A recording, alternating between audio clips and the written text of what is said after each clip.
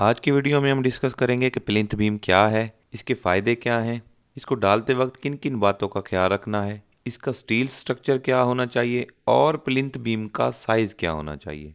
जी दोस्तों, मेरा नाम है साजिद और आप देख रहे हैं इन्फोलिंक्स। दोस्तों, आपके कमेंट हमें मिलते रहते हैं। आपके फीडबैक देने का बहुत शुक्रिया। इसी तरह से अपनी कीमती राय से हमें आगाह करते रहें ताकि हम अपने काम को और बेहतर कर सकें। चैनल पर न्यू हैं तो जल्दी से चैनल को सब्सक्राइब कर लें, बेल आइकॉन को प्रेस कर लें ताकि इस तरह की इन्फॉर्मेटिव वीडियो आपको मिलती रहे। तो चलें बिना टाइम वेस्ट किए वीडियो स्टार्ट करते हैं।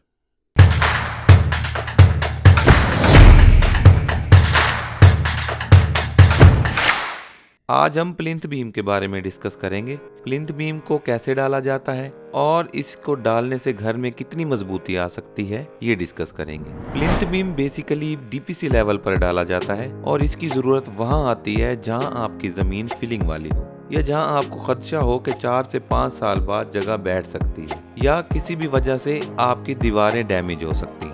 तो प्लिंथ बीम डालने का मकसद ये होता है कि कहीं से भी अगर आपकी ज़मीन बैठती है तो आपकी बिल्डिंग का लोड जो है वो प्लिंथ बीम बेयर कर लेता है और आपकी बिल्डिंग को बैठने नहीं देता। ये हमेशा रोड लेवल से 1.5 फुट ऊंचा रखा जाता है और इसके ऊपर 6 से 7 इंच का फ्लोर लेवल का मार्जिन रखा जाता है। ये मार्जिन बेसिकली पीसीसी और टाइल्स के लिए रखा जाता है। प्लिंथ बीम की दीवारों के हिसाब से मोटाई रखी जाती है, यानी अगर 9 इंच की दीवार है तो 9 इंच का प्लिंथ बीम रखेंगे और इसकी ऊंचाई भी कम से कम 9 इंच रखी जाती है। अगर आप ज्यादा बड़ी बिल्डिंग बना रहे हैं, लाइक 2 से 3 फ्लोर्स पर लेकर जा रहे हैं, तो इसमें आप प्लिंथ बीम का साइज 9 बाय 12 रखेंगे।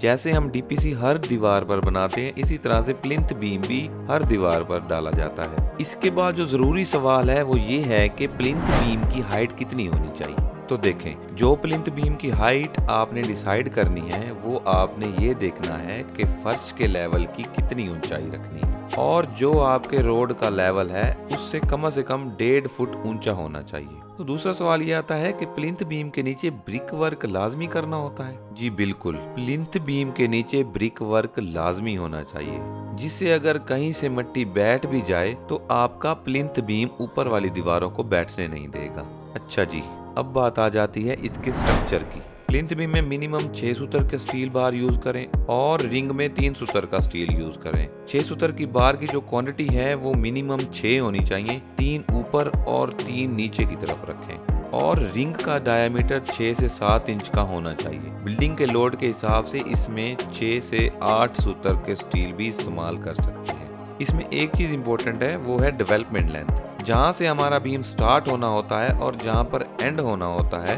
वहाँ पर सीधा स्टील रखने की बजाय उनको बेंड कर दें ताकि दोनों बीम्स आपस में ज्वाइंट बना लें। नीचे वाले स्टील को ऊपर की तरफ मोड़ दें और ऊपर वाले स्टील को नीचे की तरफ मोड़ दें और बेंडिंग वायर से आपस में बांध दें। इसके बांधने से प्लिंथ बीम की जो स्ट्रेंथ है वो बढ़ जाती है। स्टील स्ट्रक्चर बनाने के बाद इसको दीवारों पर फिक्स किया जाता है और उसके बाद फिर शटरिंग की जाती है।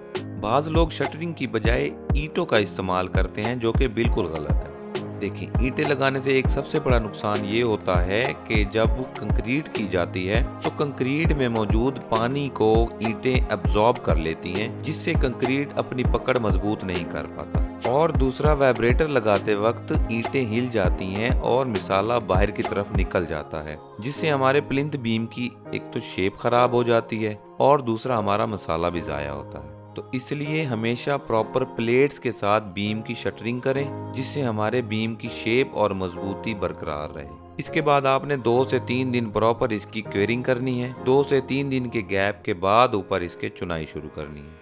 कुछ लोग अगले ही दिन इस पर चुनाई शुरू कर देते हैं, जो कि गलत तरीका है। तो प्लिंथ बीम को कम से कम 2 से 3 दिन लाजमी दें ताकि वो अपनी स्ट्रेंथ मेंटेन कर ले और उसके बाद ऊपर चुनाई शुरू कर लें। तो दोस्तों, आज की वीडियो आपको कैसी लगी कमेंट करके ज़रूर बताइएगा। अपने दोस्तों से शेयर कीजिएगा। इस वीडियो से रिलेटेड या कंस्ट्रक्शन से रिलेटेड कोई भी सवाल हो कमेंट में हमें ज़रूर पूछिएगा।